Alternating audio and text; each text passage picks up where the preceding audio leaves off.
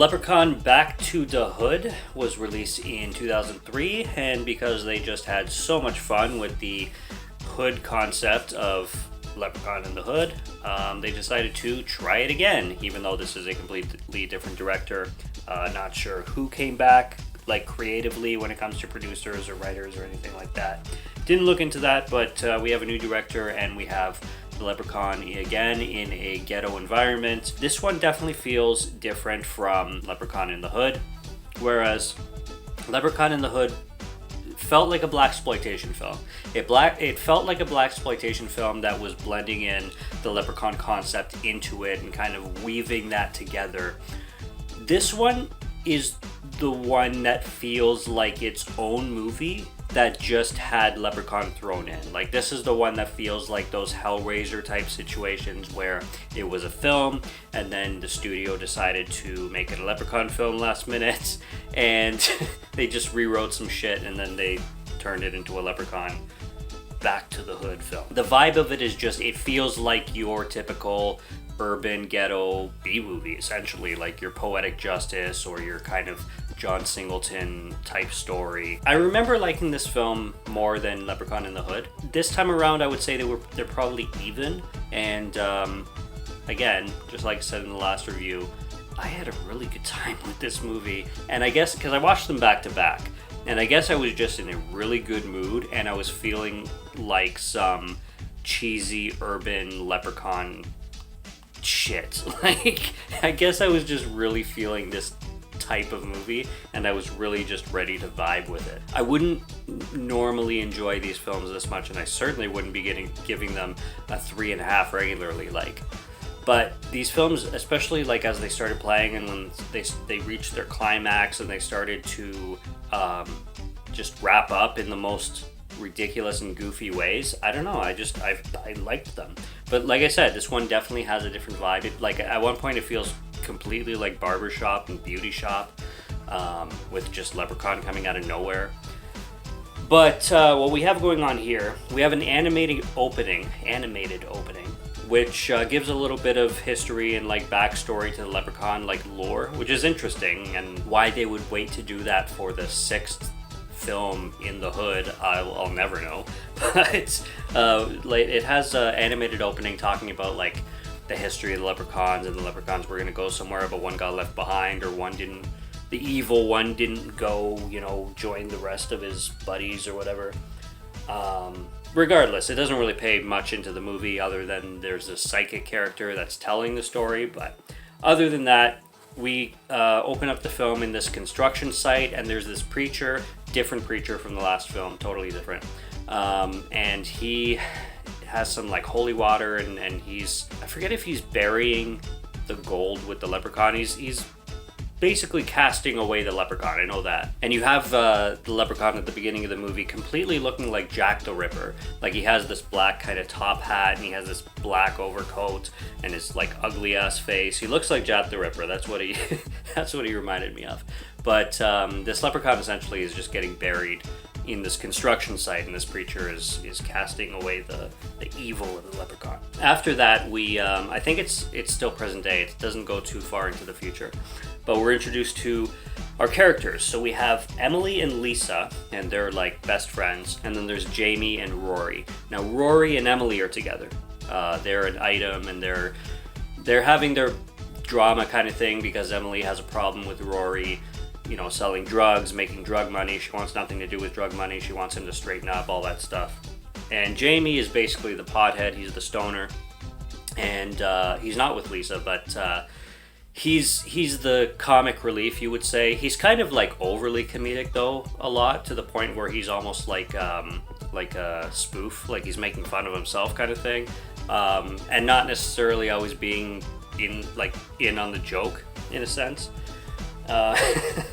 But those are your main 4 characters throughout the film, and then the film kind of goes on from there. We have a scene in the beginning, like I said, that's straight out of Beauty Shop with with Queen Latifah, and you have these like token black ladies in there, and they got the curly hair, and they're like, you do my hair like this, and like all that shit, and they're like catty as hell, and just chirping at each other. That's your typical loud like urban beauty salon kind of thing. And then you have Emily and Lisa taking like this car trip, and Lisa drives this really shitty ass car which ends up breaking down and then being towed away, and then they go see the psychic, and the psychic warns them that they're gonna come across this pot of gold kind of thing, and or they're gonna come across riches essentially, and to not get like lured or get entranced by the riches that they find. Like, she's basically trying to warn them off.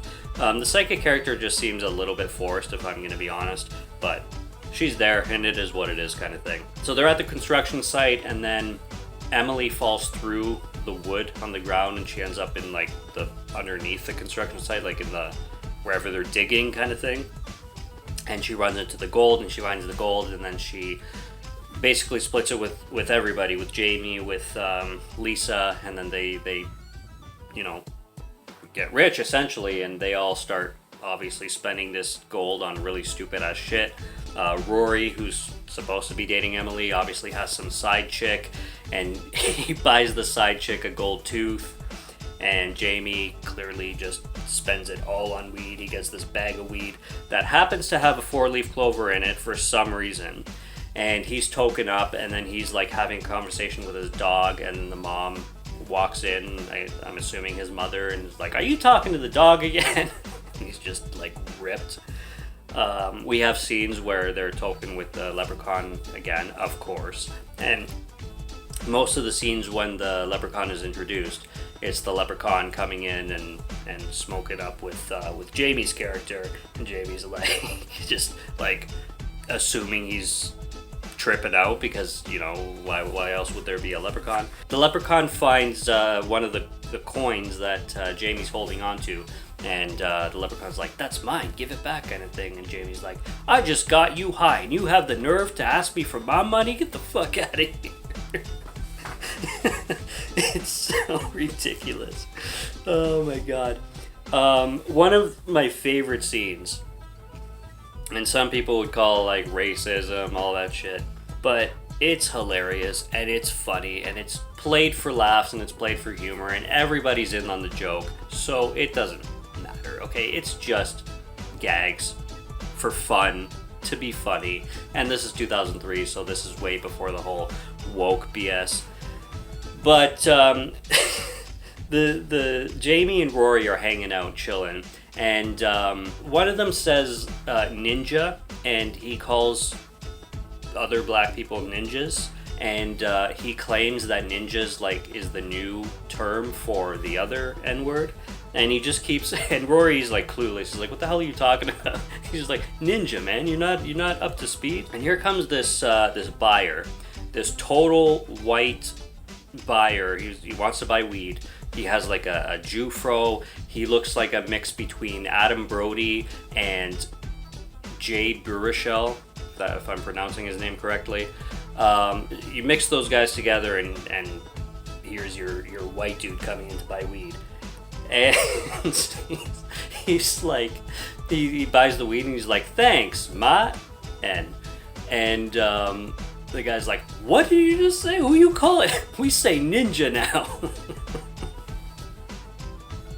It's so funny.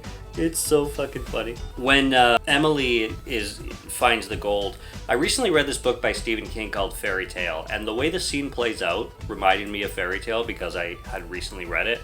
And like when I was reading the book, what I imagined in my head was how the scene played out. It was kind of funny and interesting how sometimes you kind of connect different, totally unrelated things to each other, just because of vibes and stuff like that. So that was cool. There's a sex scene between Rory and his side bitch. I don't know what her name is, but like basically Rory's wearing these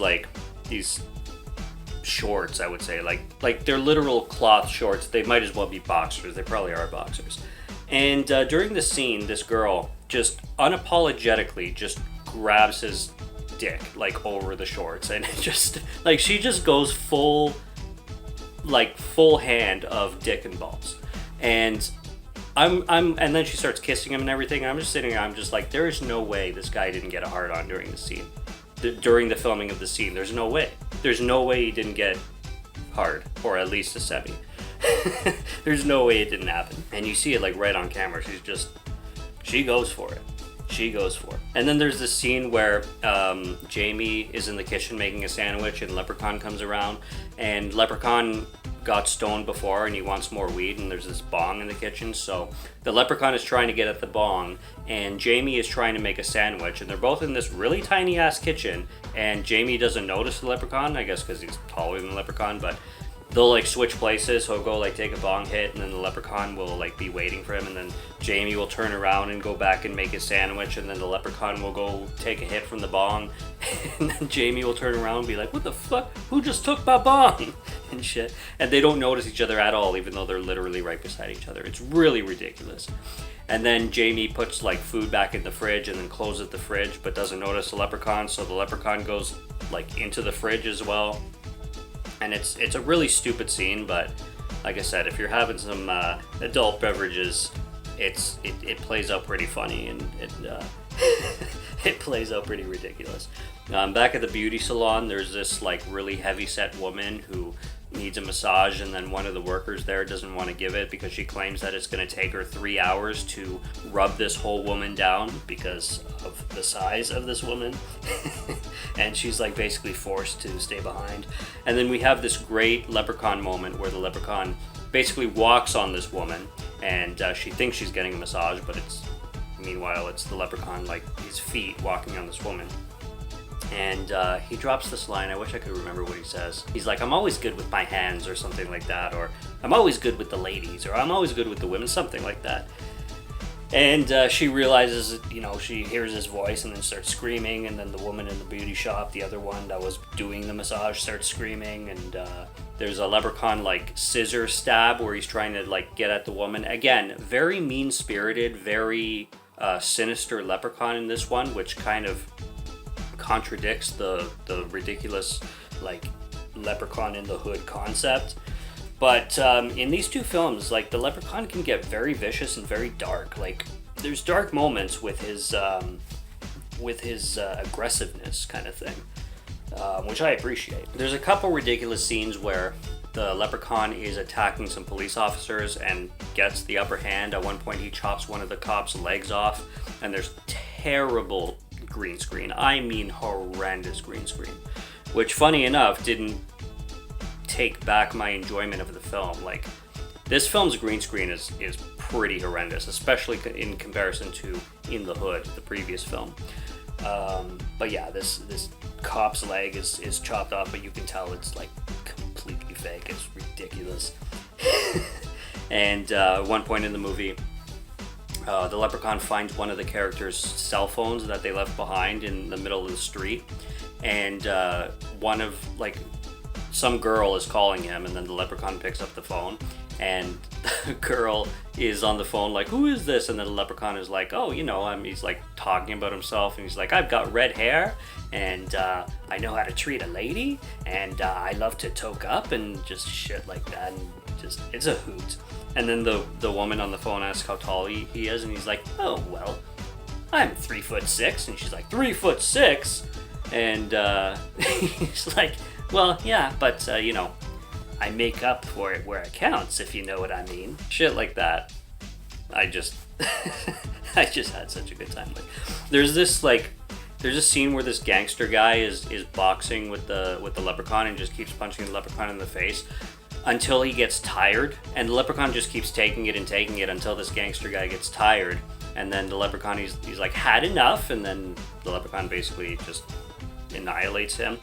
Reminded me of Friday the 13th Part 8. I think I've mentioned the Friday the 13th movies quite a few times in this film, but these came out after them, so I'm sure, they must have inspired them in some way, shape, or form, but it did remind me of that boxing scene in Friday Part 8. But at the end of the film, basically the climax, they use that 4-leaf clover that Jamie had in his bag, and they chop it up. I really don't know how the 4-leaf clover would be effective if you chop it up, because then it's no longer a 4-leaf clover. However, they chop it up and put it into bullets and then wax the bullets down, and they use it in their Glocks, and they go shoot down the leprechaun kind of thing. There's a scene where the leprechaun is just getting the shit beat out of him on the roof of this building, and then they go inside the building and there's this like huge furnace, like we're talking like Nightmare on Elm Street style furnace, and the leprechaun just burns in there and gets defeated, we think, but then for whatever reason he comes back to the roof through this rainbow effect, and then they're having another fight in the roof until they kick him off the roof, and then the leprechaun falls into this pit of cement and then gets buried in the cement and covered up and everything. And then the film basically ends with these four friends again just chilling and listening to music and having a good time, and it just wraps up that way. Ridiculous, but fitting. And I mean, pick your poison with these ones, you know, but double featuring this time, I definitely had the most fun with these films that I possibly could have had. And what else can I say? That's really all I got for this one. I didn't think I was going to be having as much fun as I did with these, but I certainly did. And we'll just see how the other ones come along, because I know they are so different from each other, especially going forward. And time will tell. More reviews coming. Subscribe to Morgan Film Fan if you'd like to listen to my voice, or if you like my film reviews. I'll be back with more soon, so stay tuned for those. Check out what's on the channel already. Stay tuned for what's coming. Until next review, have a good one. Take care and cheers.